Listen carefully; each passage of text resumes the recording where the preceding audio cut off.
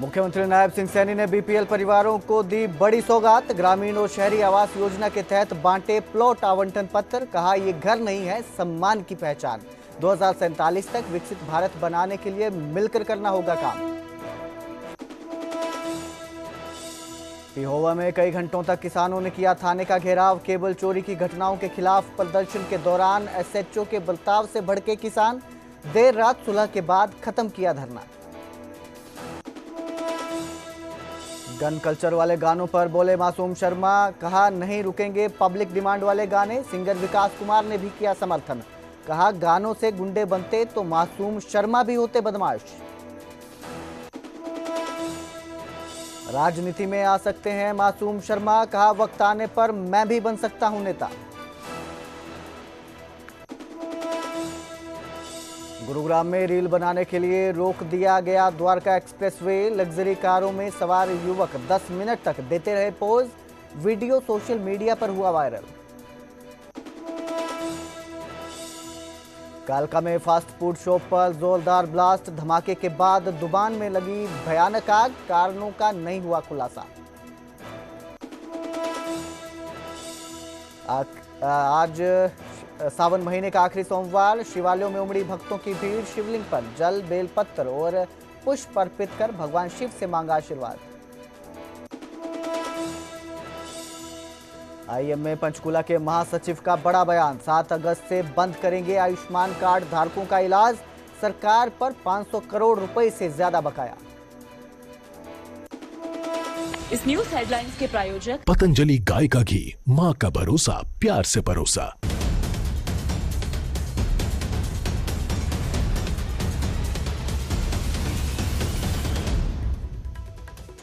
नमस्कार, स्वागत है न्यूज 18 पंजाब हरियाणा में। मैं आपके साथ कुलदीप भारद्वाज। बुलेटिन की शुरुआत करेंगे मुख्यमंत्री नायब सिंह सैनी की सौगात से, जो उन्होंने बीपीएल परिवारों को दी है। पंचकुला में आयोजित कार्यक्रम में ग्रामीण और शहरी आवास योजना के तहत प्लॉट आवंटन पत्र बांटे गए। मुख्यमंत्री ने ग्रामीण और शहरी आवास योजना के तहत ये बड़ी सौगात दी है। 58 गाँवों को 3884 परिवारों को प्लॉट का प्रमाण पत्र मिला। सीएम ने कहा कि ये घर नहीं, सम्मान की पहचान है। महिलाओं को भी स्वामित्व का अधिकार मिला है।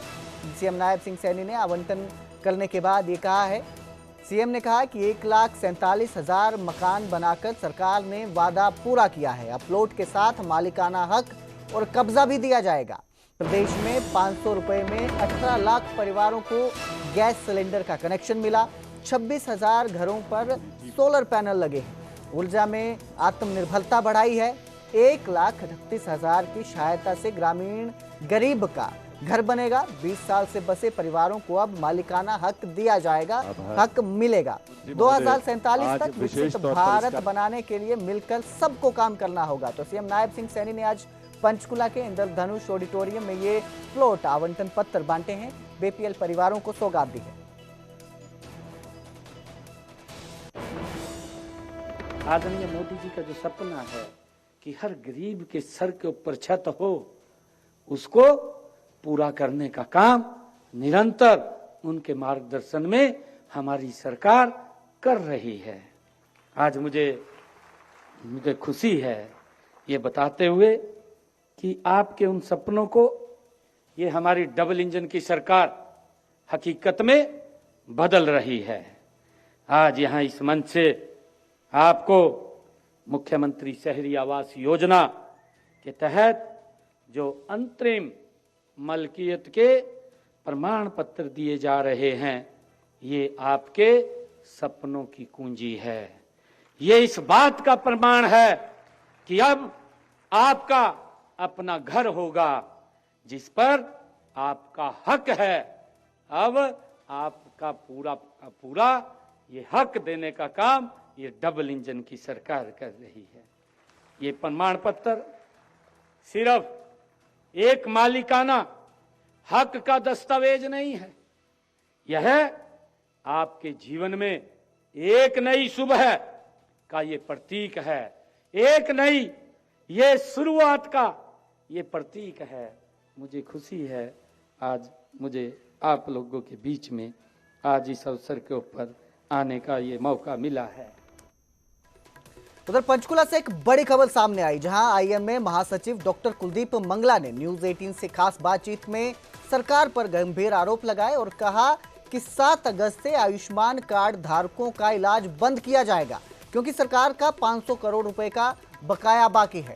डॉक्टर मंगला ने साफ कहा कि जब तक इलाज बंद करने की धमकी नहीं दी जाती, सरकार जागती नहीं है, काम नहीं करती है। अब निजी अस्पताल खुद का संचालन करने तक की स्थिति में नहीं बचे हैं, तो 7 अगस्त से इलाज बंद करने की धमकी दी गई है।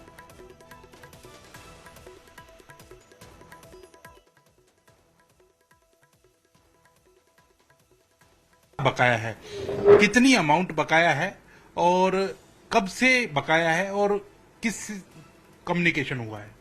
सर, ये अमाउंट अप्रॉक्सीमेटली अभी जो हेडक्वार्टर से हमें इंफॉर्मेशन मिली है, अप्रॉक्सीमेटली 500 करोड़ का बकाया है। बकाया इसमें ऐसे सर पेमेंट्स पार्ट्स में रिलीज करते हैं और फिर ये स्टॉप कर देते हैं।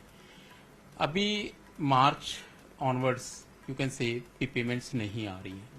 इसके संदर्भ में हम काफ़ी बार एक बार सीएम साहब से भी हमारी मीटिंग हुई थी, देन खुल्लर साहब से भी हमारी मीटिंग हुई थी। हमें एश्योरेंसेस मिलती हैं कि आपकी पेमेंट्स टाइमली आएंगी, we will release your payments. For कुछ पार्ट पेमेंट्स आती हैं, then again they stop the payments.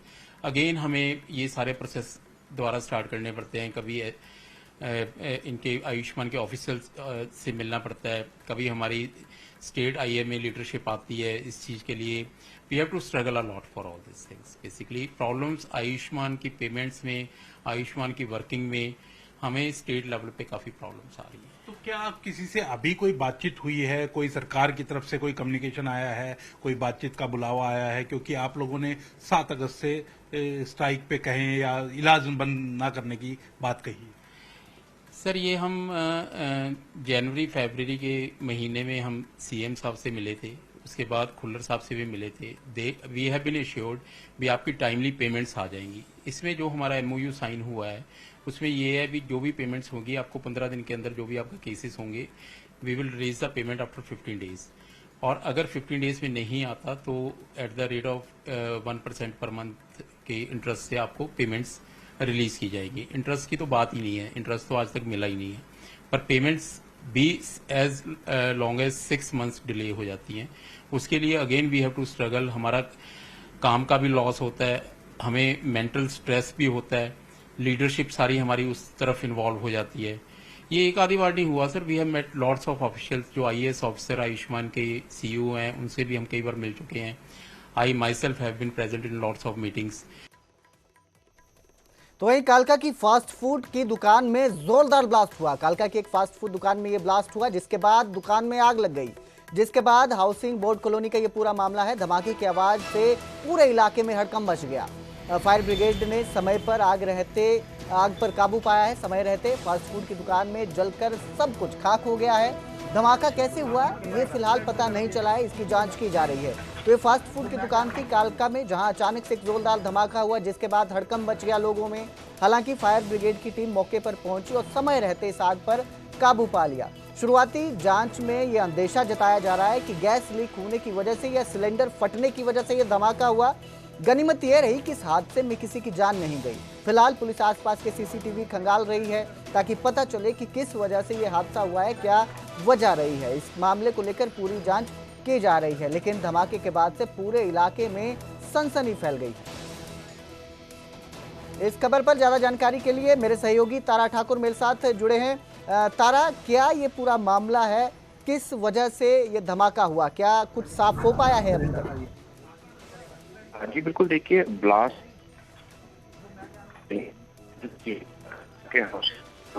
Fast food की दुकान थी, एक ब्लास्ट था जिसमें पूरी दुकान धराशायी हो गई और आसपास की जो गाड़ियां थी उसके ऊपर मलबा भी गिरा है। और कालका थाना पुलिस और फोरेंसिक की टीम। जी तारा ठाकुर जी, आपकी आवाज साफ नहीं आ रही है, आप थोड़ा सिग्नल में जाके बात कर पाएंगे? जी बिल्कुल, अब है वो नहीं हो है कि ब्लास्ट आपसे दोबारा जुड़ने की कोशिश करते हैं तारा ठाकुर जी, आपकी आवाज साफ नहीं सुनाई दे पा रही है। तो ये धमाका हुआ है, किस वजह से हुआ इसको लेकर जांच की जा रही है। इस धमाके के बाद पूरे इलाके में सनसनी फैली हुई है।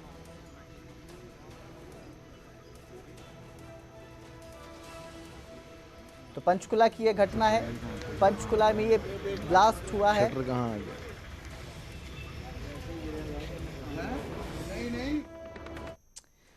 तो अब आगे बढ़ेंगे, बात करेंगे यमुनानगर की, जहां नशे का काला कारोबार अब महिलाओं के कंधों पर पहुंच गया है। एंटी नारकोटिक सेल ने गांव मलिकपुर खादर से महिला तस्कर को गिरफ्तार किया। महिला के पास से 254 ग्राम स्मैक बरामद हुई। महिला ने 2 साल से बेटे के साथ मिलकर नशे का कारोबार चलाया था। रेड के वक्त बेटा फिरोज मौके से भाग निकला। ड्यूटी मजिस्ट्रेट की मौजूदगी में यह कार्रवाई हुई।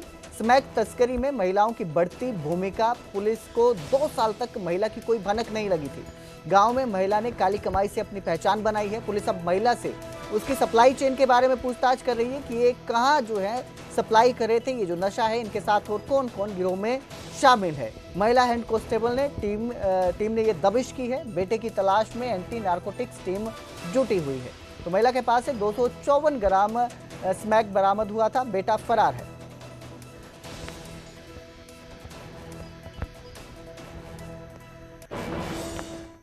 तो उधर हरियाणा के ग्रामीणों के लिए एक बड़ी राहत की खबर है। अब हर गांव तक हरियाणा रोडवेज की बस पहुंचेगी। हरियाणा के सभी गांवों तक बस पहुंचेगी। परिवहन मंत्री अनिल विज ने सख्त निर्देश दिए हैं। सभी जो मैनेजर हैं, जनरल मैनेजर हैं, उनको ये आदेश दिए गए हैं, हर गांव में बस सुविधा मिलनी चाहिए। नारनौल में रोडवेज विभाग इसको लेकर आदेशों का पालन करने में जुटा हुआ है। जनरल मैनेजर मनोज शर्मा ने रूट मैप तैयार कर लिया है। इसको लेकर तैयारियां शुरू कर दी है। जिले के 340 गांवों में रोडवेज की बसें चलेंगी। 30 ऐसे गांव हैं जहां पहले बसें नहीं थी, बस सेवा नहीं थी। अब हर गांव में रोडवेज की बसों का लाभ मिलेगा। महेंद्रगढ़ जिले को नई रोडवेज की बसें भी मिलेंगी। फिलहाल जिले में मौजूद 150 रोडवेज की बसें हैं जो चल रही हैं। ग्रामीणों को जल्द ही बेहतर सफर का अनुभव भी मिलेगा। सरकार की मंशा है कि गांव शहर परिवहन से मजबूती के साथ जुड़े। इसके लिए हमने गांवों को चिन्हित कर लिया है जिन जिन गांवों में बस दी जा रही है, और उसके लिए हम लोग एक रोड मैप तैयार कर रहे हैं कि उनको जल्द से जल्द परिवहन व्यवस्था दी जाए। इसके लिए हमने टोटल 340 गांवों के अंदर से 30 के आसपास गांव ऐसे हैं जहां पर ये रोडवेज की बस अभी नहीं जा रही है, और उनको हमने आइडेंटिफाई करके उनका रूट मैप ऐसा कर रहे हैं कि वहाँ पर जल्द से जल्द ये अपनी हरियाणा रोडवेज की बस है। कुछ गांवों में हमने 10 से 12 गांवों को जोड़ा भी है अभी पिछले 10 दिन के अंदर अंदर, और इस दिशा में हम निरंतर आने वाले जल्द ही समय में हम इसे सारी बसों का हर एक गांव तक संचालन करना सुनिश्चित करेंगे। और माननीय मंत्री जी का जो ये दावा है कि हर गांव में बस पहुंचेगी, इसको हम पूरा करेंगे। करनाल सिविल अस्पताल में डॉक्टरों ने 1 घंटे की हड़ताल की। सरकारी ऐप डाउनलोड को लेकर तालमेल कमेटी ने विरोध जताया। डॉक्टर बोले कि कर्मचारियों को मोबाइल मिला है, हमें क्यों नहीं मिला। निजी फोन में सरकारी ऐप से पर्सनल डेटा का खतरा बताया। ऐप से 500 मीटर की रेंज तय है, बाहर गए तो एब्सेंट मार्क होता है। सीएमओ ऑफिस या पोस्टमार्टम हाउस जाने पर भी गैरहाजिरी लगती है। डॉक्टर बोले सिस्टम लागू करना है तो मोबाइल भी दीजिए। सिर्फ स्वास्थ्य विभाग जो है उस पर नियम क्यों थोपे जा रहे हैं। पहले से ही बायोमेट्रिक सिस्टम है, फिर ये अब नई निगरानी क्यों रखी जा रही है। कर्मचारियों ने 1 घंटे का पेन डाउन प्रदर्शन किया। 10 अगस्त को सरकार के साथ अहम बैठक जो है वो प्रस्तावित है। यह मुद्दा जो हमारा था वो ये था कि जो सरकार जियो फेंसिंग सिस्टम लागू करने जा रही है उसके विरोध में था। हम सरकार से यही मांग कर रहे थे कि हम अपने निजी मोबाइल में वो ऐप डाउनलोड क्यों करेंगे। तो सरकार जैसे एनएचएम कर्मचारियों को एक मोबाइल दिया गया, हमारे को भी एक मोबाइल दे ताकि हमारा पर्सनल डाटा सेफ रहे। तो ये सिस्टम गलत। इसमें 500 मीटर का दायरा है। भाई एक चीज़ बताओ आप लोग, एक हमारा डॉक्टर पोस्टमार्टम करने के लिए जाता है, 500-700 मीटर वहाँ पे मोर्चरी है, वो तो आउट ऑफ ड्यूटी हो जाएगा ड्यूटी के होते हुए। सीएम ऑफिस हमारा 1 किलोमीटर है, अगर वहाँ पे सीएम ऑफिस में कोई काम जाएगा वो भी आउट ऑफ ड्यूटी हो जाएगा। तो इस सिस्टम को लागू ना किया जाए और पूरे हरियाणा में तरीके से इसको लागू किया जाए। क्या उसमें विरोध कर रहे हैं आप उस चीज़ का, ये ऐप का? नहीं, हम तो विरोध ये है कि हम तो बायोमेट्रिक सिस्टम तो हमारे पास पहले ही है। जब तक कर्मचारी नहीं आएगा तब तक उसको भी अटेंडेंस नहीं लगती। तो पहले से एक सिस्टम चला हुआ है हमारा। नुकसान क्या? तो वहीं हरियाणा में अब स्वास्थ्य सेवाओं को लेकर सरकार पहले से ज्यादा सजग दिख रही है। मुख्यमंत्री नायब सिंह सैनी की पत्नी और बाल कल्याण परिषद की उपाध्यक्ष सुमन सैनी ने कुरुक्षेत्र जिले के लाडवा सामुदायिक स्वास्थ्य केंद्र का दौरा किया और अस्पताल की व्यवस्थाओं का बारीकी से निरीक्षण किया। अस्पताल पहुंचने पर स्वास्थ्य विभाग के अधिकारियों ने उनका स्वागत किया। सुमन सैनी ने ओपीडी, दवा वितरण केंद्र, सफाई व्यवस्था और डॉक्टरों की उपलब्धता जैसे बिंदुओं पर गहराई से समीक्षा की और कमियों को जल्द दूर करने का भरोसा दिया।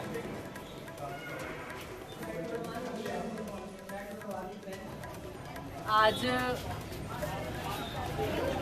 यही विजन था कि लोगों तक लाभ पहुंचे, हर सुविधा मिले और उसको देखते हुए आज हॉस्पिटल में आए। बहुत अच्छा साफ सफाई को देखते हो, जो नरेंद्र भाई मोदी जी का जो विज़न है कि हमने अपने आसपास सफाई रखनी है और ये ऐसी हॉस्पिटल ऐसी जगह होती है जहाँ पर बीमार लोग आते हैं और एक मैसेज भी हम यहाँ से देते हैं कि साफ सफाई रखो ताकि बीमारियाँ आप लोगों के पास ना आए। और जो यहाँ की कुछ डिमांड भी है डॉक्टर की कि स्टाफ की थोड़ी कमी है, उसको भी पूरा करेंगे। और वैसे तो बहुत पहले से बड़ा सुधार है और लगातार जो हमें बताते हैं सीएमओ हमारे भी यहाँ पर इस चीज़ की कमी है, उस चीज़ को हम यहाँ लेके आते हैं। काफ़ी मशीनें भी और भी ऑपरेशन थिएटर में भी अभी मैं गई थी, बहुत अच्छा पहले से बहुत सुधार है और भी लगातार हम उस पर काम कर रहे हैं कि और जनता को लाभ मिले हर चीज़ का और प्रॉपर तरीके से यहाँ पर स्टाफ। तो वहीं गन कल्चर को लेकर मासूम शर्मा का बड़ा बयान सामने आया है। गन कल्चर के गाने पब्लिक और मार्केट डिमांड पर आएंगे। गन कल्चर के गाने बैन, फिर भी क्राइम क्यों बढ़ रहा है? तो ये बयान सामने आया है, बड़ा बयान है सिंगर मासूम शर्मा का। गन कल्चर को लेकर उन्होंने कहा कि पब्लिक डिमांड पर और मार्केट की डिमांड पर ये गाने आएंगे। गन कल्चर के गाने बैन हैं, फिर भी क्राइम क्यों बढ़ रहा है? गाने बैन करने हैं तो कानून लेकर आएं। और इसके साथ ही चंडीगढ़ में दर्ज एफआईआर को लेकर भी मासूम शर्मा का बयान सामने आया। उन्होंने कहा कि मैंने चंडीगढ़ में बैन गाना नहीं गाया था, गाने केवल मात्र मनोरंजन के लिए होते हैं। आयोजित कार्यक्रम में मासूम शर्मा पहुंचे थे चंडीगढ़ में, तो वहां पर उन पर एफआईआर दर्ज हुई थी। पंजाब यूनिवर्सिटी में उन्होंने गाना गाया था चंबल के डाकू, बैन गाना उनका, जिसको लेकर उन पर एफआईआर दर्ज हुई थी। मासूम शर्मा के समर्थन में वहीं जो हरियाणवी सिंगर हैं विकास कुमार, वो भी उतरे हैं और उन्होंने कहा कि गानों का क्राइम से कोई लेना देना नहीं, कलाकारों पर नहीं, आयोजकों पर कार्रवाई होनी चाहिए। बदमाशी के गाने से कोई बदमाश नहीं बनता। अगर बदमाशी के गानों से कोई बदमाश बनता होता तो मासूम शर्मा सबसे बड़े बदमाश होते।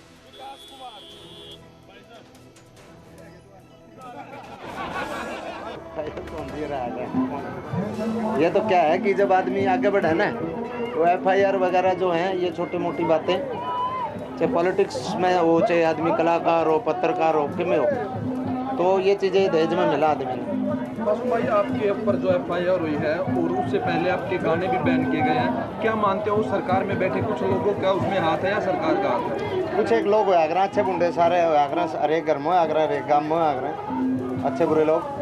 तो अच्छों का काम होता है अपना अच्छा काम करते रहना, बुरा काम होता है लोगों टाइम खिंचाई करते रहना। देखो मेरा जो पब्लिक चाहोगी वो रिलीज होगा ना, उसने कोई रोक सकता। जो पब्लिक जिस चीज़ ने पसंद करेगी वो मार्केट में आओगी। जिस तरह से वेब सीरीज बनाई जाती है गन कल्चर को लेकर, उसी तरह हरियाणवी गाने भी हैं। हरियाणा सरकार हरियाणवी गानों को बैन कर रही है, लेकिन वो वेब सीरीज है उनके ऊपर कोई ध्यान नहीं है सरकार का। देखो कर रही है, जो काम जिसने करा है वो करने लग रहे हैं अपना। मैंने पहले भी कह लिया, अभी मैंने कहूँ, हर आदमी अच्छा बूढ़ा हर एक फील्ड में हुआ है। राजनीति में अच्छे बुरे लोग हैं, अफसर लाइन में भी अच्छे बुरे लोग हैं, हर एक फील्ड में है हर आदमी। तरन फर्जी एनकाउंटर केस में मोहाली की अदालत ने आरोपियों को सजा सुनाई है। आरोपियों को उम्र कैद की सजा सुनाई गई है। तो बड़ी खबर आपको दे रहे हैं आपको इस वक्त की। तरन फर्जी एनकाउंटर केस में मोहाली की अदालत ने आरोपियों को सजा सुनाई है। आरोपियों को उम्र कैद की सजा सुनाई गई है। तो तरन जो एनकाउंटर मामला था